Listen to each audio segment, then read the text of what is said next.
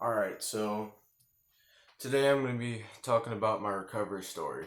My name's Mike Winchester. I'm 15. You know, I've had some crazy shit happen in my life, and I'm going to be talking about it because I feel like if I can't, if I'm not able to tell people about my recovery story, it won't help me as much with my recovery because it's like bottling shit inside. That's something I've always done. So here I wrote some stuff down a while ago, so I'm gonna use this to kind of help me because there's a lot of shit. But so I lived with my mom from the time I was born till about 5, and then she got arrested, and I had to go live with my grandma. So I lived with my grandma from about 5 till 11, and then you know right before I was 11, my mom had gotten out, and then the court was, said I could visit her, and, I only got to have like supervised visits at my grandma's house, and that kind of fucked me up a little bit because, my whole life I hadn't really seen her, and I just got to see her for like an hour or two once every 2 weeks. But, there was that, and then when I was 11, my mom had gotten custody of me, and I went to go live with her because she had a little brother born. I was having a little brother. His name's Lucas, and he was born, so I wanted to go live with him.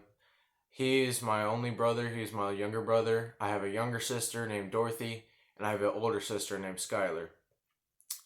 And Dorothy wasn't living with my mom. She was living with her dad, so I barely get to see her ever. I haven't seen her in a few years actually now, but there's that. So I went to live with my mom when I was 11. At first it was peachy and creamy, just like I thought it would be. We moved to a country town. She was living with my little brother's dad, and it, oh yeah, and my dad was out of the picture. He was in jail for a long time. Uh, Lived with my mom. It was going good, and then slowly I just it started going shitty. It was good seeing my brother grow up, and I still just love the fact that I've seen him grow up because that's the only. You never realize how much shit. You never really appreciate people until you've seen them grow up, until you've been with them since they were born. But you know, she started getting in fights with my brother's dad all the time. You know, it was bad for a while. Sometimes like we'd have to go to stay the night at a friend's house and some shit. And there was this one time that we had, it was just a bad argument. We ended up moving to Arkansas, and then we lived there for about 2 weeks, and then we moved back because they didn't like the people. Then we moved and lived on a shop. It was my brother's dad's brothers, so it was my brother's uncle. He had a little shop in a country town, like a repair shop, and we lived on it because it was like a property. And we lived in a camper for a while, and that still went shit after a little bit. Uh, Getting into fights with my mom, shit like that. Uh, and there was many times where my mom had gotten into arguments and fights with my brother's dad, and he's Dennis, so I'm just gonna start saying Dennis. But I'd have to take my brother into the other room and shit, and it was traumatic. And I went to live with my grandma when I was about 12 again because my mom had she was just being abusive and shit, neglecting us. Like I'd be home watching my brother for sometimes days. It was just bad. But I went to live with my grandma, and that was about 6th grade, and that's when shit started going. That's when I started using drugs. I started. Fuck. Where's my drink? Where the fuck did I put my drink? Shit. I drank it. I started stealing cigarettes off people's porches, and that realizing now that's kind of how my addiction progressed. Starting off smoking cigarettes, I got into cycle of starting to do bad shit. Started smoking cigarettes. My grandma found out, and she just kind of wanted me to do it around her instead of going out and possibly get in trouble or something. But I started smoking weed. I remember the first time I smoked weed, this kid asked if I wanted to smoke in my neighborhood, and sure enough, started smoking, got in the friend circle. That's something you realize too. You don't. People are not your friends when you're smoking. Using drugs with them. You don't have to have any qualifications to be in their friend circle. You just have to get high with them. That's the only thing you need to do. Yeah, and started smoking. Didn't really drink much back then when I was younger. I don't know. It just never. It was mainly just weed. Um, got sent to psych wards because I'd be grounded and I'd leave and I'd run away, but I'd always end up coming back, and the police would take me to psych wards. And I remember the first residential I got sent to.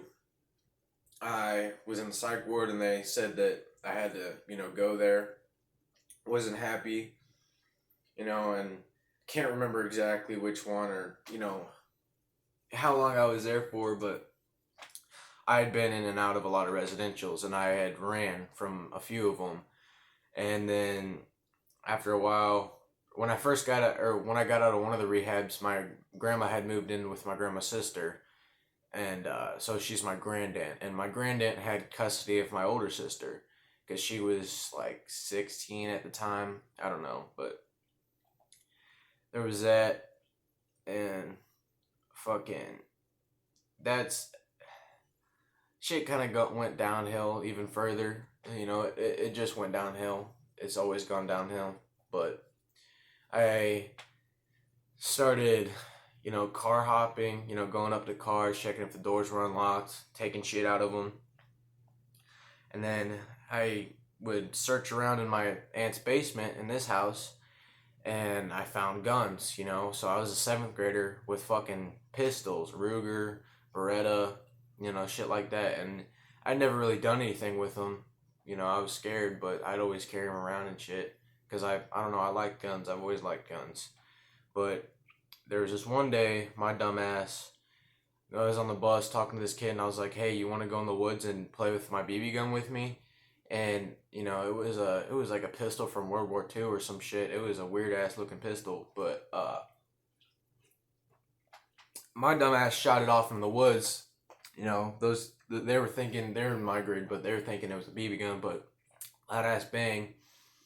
Cops got called. There was cops searching everywhere. They never found the gun because I buried it in the woods, and I went back after a while, and it was just fucking all fucked up because of the dirt and shit. But there's that, and then I went to rehab after that, or not rehab, behavioral facilities.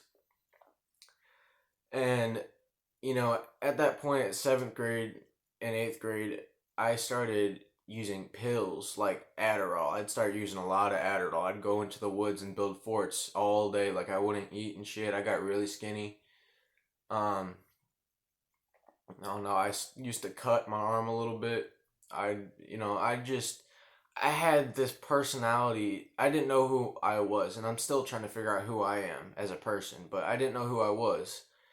I didn't have many friends. I was considered I was considered, I guess, an emo, if that makes any sense, but I wasn't emo. I don't know how to explain it, but had no friends. People would I'd get bullied. I was bullied in fucking a lot of middle school. I was bullied, and that shit did kind of fuck me up a little bit, but like now, I don't get bullied, but it was like that. And then there was this one summer. Here, this is where I wrote it in. When I first started smoking heavy in 8th grade, that was, I would smoke a lot every single day with this one kid. I started hanging out with C. I'm just gonna say C so I don't, break confidentiality.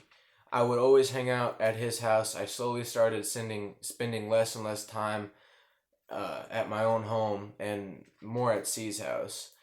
At first, I didn't notice or think I was causing any harm. Eventually, it was to the point where I was staying the night at C's house about every day and almost never seeing my grandma or my little brother.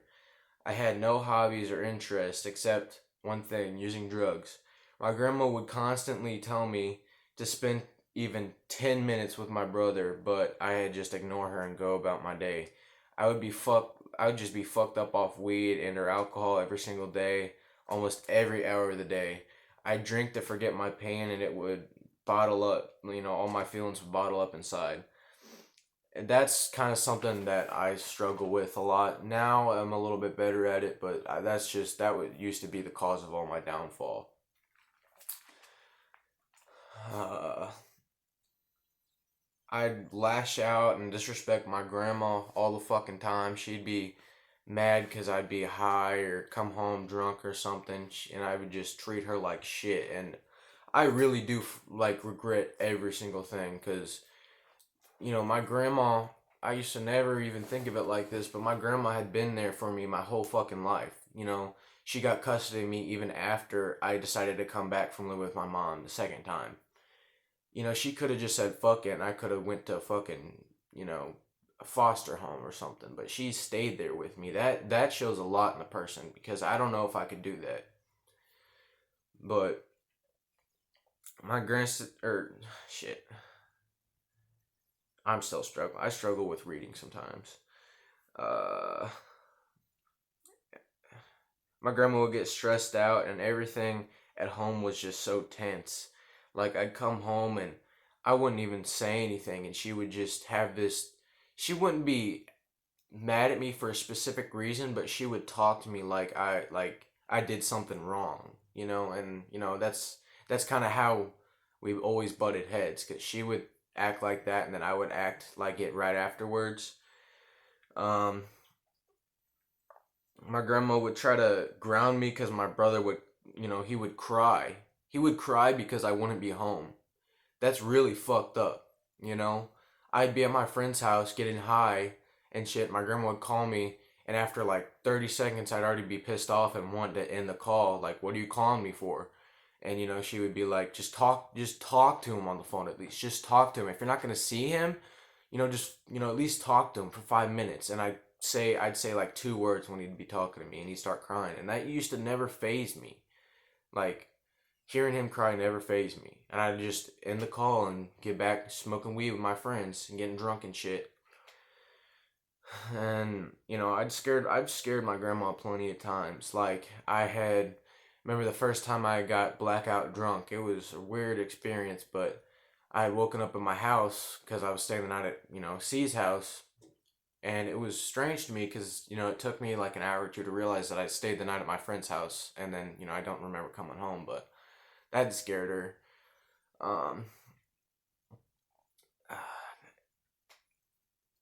my grandma would try to, oh yeah, my grandma would try to ground me because I wouldn't see my brother because he'd miss me so much. And I'd be grounded and then I would just not give a fuck. I was in this fuck it mentality the whole time. And I would just leave because I didn't give a fuck. And she'd always call the cops and the cops bring me back home.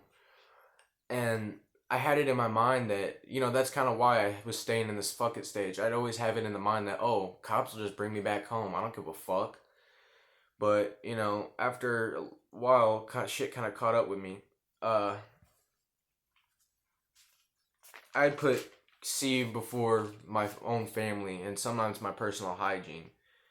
I would forget to eat. I'd forget to shower. Not forget, I just was too lazy to or too fucked up to, but and I had first got on probation. It was informal or the not serious probation, and it was a cakewalk. I didn't think it was. I thought it was hard at the time, but it wasn't shit now. But there was that went to. So I first got in charges. My first charge was when I was like in sixth grade. It was an arson charge, burned down this kid's porch, but I put the fire out. It wasn't. But yeah, there's that, and then there was this one time, and I'm pretty sure it was in the eighth grade. I had stayed the night at this kid's house who was a sixth grader at the time. We went out and we had car hopped over like 300 cars in this huge neighborhood, going up to the cars checking. And we had got, like I had taken cigarettes, money, jewels. I'd found weed in a car. I'm surprised I didn't get shot. Um, just miscellaneous shit like that. And this kid, this fucking sixth grader, he he would take if he saw a wallet in a car, he would take the cards out of it. And there's always fucking criminal mind shows and shit like that at my house, so I'm kind of aware that if you try to use them, they're gonna fucking track it back to your location or some shit like that. I told him not to take the cards, but he wouldn't listen. So I was like, okay, it's whatever. I didn't think I'd get caught up in it, but there was this car that I had found there was a gun in, and they didn't want to take the gun, but they wanted to take the cards. But they told me not to take the gun. But what I do, took the gun. You know, um, took the gun.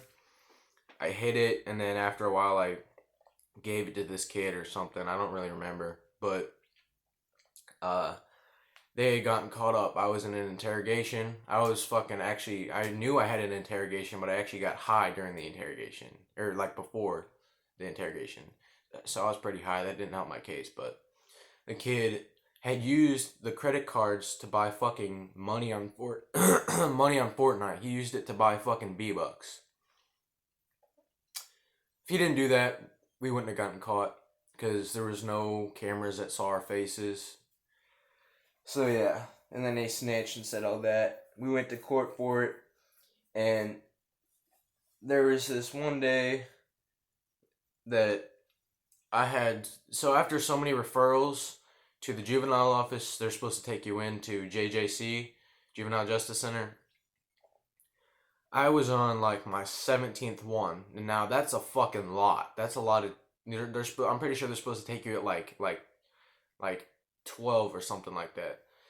And there was this one day, I remember this day, I was just a dumbass, right? So I had a red shirt, and it was the same exact shade of red as my pants. I had red shirt and red joggers, and I was going to see his house, right? And he lives, it's like a 30-minute walk, and I didn't feel like walking, and there's this scooter. It was a little fucking kid's Razor scooter. I'm talking like this fucking high. And I was carrying a blue guitar on me, so, there's not that many descriptions that are gonna fit just wearing all red clothes and a fucking blue guitar. Took the scooter, rode down the street, the dude followed me, called the cops. Cops found me like 10 minutes later, took me home, and I still remember my brother's face whenever they said that I wasn't going home. They weren't gonna release me. They took me to JJC. I stayed there for about a week. Went to court, and they said the only way I could leave the JJC is if I had to complete a program, a rehab program. I went to a 2-month program, and that was one of the most easiest rehabs I'd been to. But I turned up in that bitch. I was fucking around, did a lot of crazy shit. I was really immature. I shat in a trash can. That's a long story, but I was just immature, and I'm this type of person that has this crackhead energy. I still have crackhead energy, but I got transferred from that 2-month program. They kicked me out. I was on my 58th fucking day. I was almost out. 2 days left. But I got transferred to this 3-month program. So the total time I would have been in there was 5 months. And I done most of that, and that rehab was honestly easier, the easiest one I've ever been to. It was called the farm. We had horses and shit. You had to take care of. I actually kind of missed that place, but so I had almost completed it, but then I had towards the end. I don't know how to explain it, but towards the end of a rehab, you feel like you've been there the longest, so you have like a kind of a superiority, and like you can do whatever the fuck you want type feeling. A lot of people always end up getting that in rehabs. I've seen that, but I was almost done with it. I can't remember exactly how many days I'd been there, but I was going to get kicked out, and I would have gotten sent to DYS. Like, I was on the more serious probation when I first went to the first rehab, and that first rehab, I should have went to DYS when I got kicked out, but somehow my therapist convinced them to let me go to the farm, and they almost kicked me out. And I'm thankful for this woman named Jean. I can't Jean Boger. I'm pretty sure is her last name, but she uh, decided, since I'd already been in a facility before, that she was just going to successfully discharge me. So I'm thankful for that. I got out. I was doing pretty good for a while. I had stayed clean for a good few months. I had my first love. She showed me what love is. We're not together anymore, because she moved, but, that's how that is. Your first love, the person who shows you what love is. Um, I had her, and I had relapsed on weed one time, and I am more aware now of how my addiction progresses. So I had relapsed once on weed because I started talking to the old people I was hanging out with, C and a bunch of other kids. I started smoking again, and it wasn't like every day, but it was like once every other day or something like that. But I was still on probation, and I had this outpatient thing. So basically, I went like twice a week, and I had to get a drug test at least once a week. You know, I it's just this thing. Whenever I give up, I get in this fucking mentality. That's how it went. And then I had stopped for a little bit, like a week or something. I didn't even think I purposely stopped. I think it was just because I couldn't get any or something like that. But there was this one day. Yeah, this is gonna get me emotional, but I'm not gonna cry. There was a day I had counseling at the outpatient. It wasn't even really a bad day. I don't remember it to be, at least. It wasn't a bad day. I got home from the outpatient, and I had to watch my brother. My grandma was gonna run up to Walgreens real fast, and Walgreens is like a 5 minute walk from me. Like, it's not even.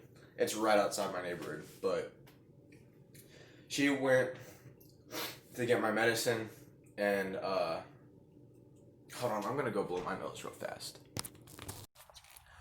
All right, so back to the story. So there was a day, it was a good day. Got home. So I don't even know what the fuck I was thinking.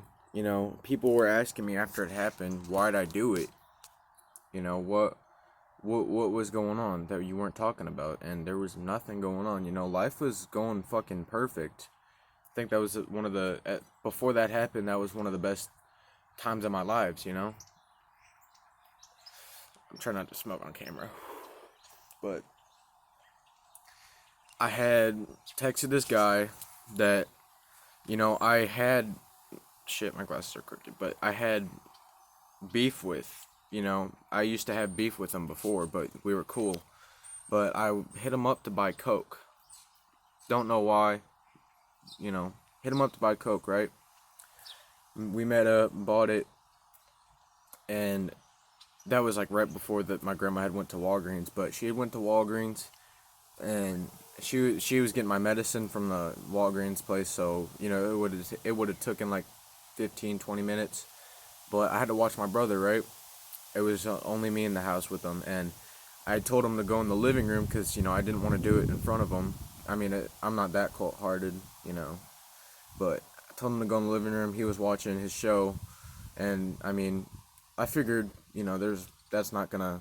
He'll watch, kids will watch getting their Paw Patrol shit like that, and they'll just fucking zone out into it. I used to do it, but he was sitting in there watching it. Closed my door, locked it. And I actually recorded it, and I still get fucked up when I watch the video. It just fucks me up watching it, but I had recorded myself doing the line, and it was a pretty decent sized line. I mean, it was, I don't know, it was about this long, and it was a little big. I don't know. It was like a centimeter wide, but it was, come to find out that it was laced with fentanyl, you know. And first time ever doing it, I snorted all of it, and my grandma got home luckily before anything happened. And I had said, I snorted it. I started, after like 2 minutes, I started feeling something. It wasn't even that strong, but I went to take a walk, and I got about, hold on, can I flip the fucking camera? Can I? No. Alright, well, I had got outside to smoke a cigarette, and I had gotten to the, I got to the curb right there, and then that's whenever I started feeling more weird, and then I had, like, my vision was so blurry, I had to hold the phone up to my face like this. Sorry, I got an ugly ass face, but I had to hold the phone up to my face to even see, and my vision was still blurry. I was struggling to type my first love at the time, and I was telling her I love her and shit, because that's just kind of how you feel sometimes. Like, like sometimes if you feel like you're gonna die or you don't know what's gonna happen, you just get in your feelings and you like want to text people you love and shit. But I had texted her that I loved her, and then I had gotten to the corner of the street over there, and that's whenever I felt really dizzy, like I was drunk.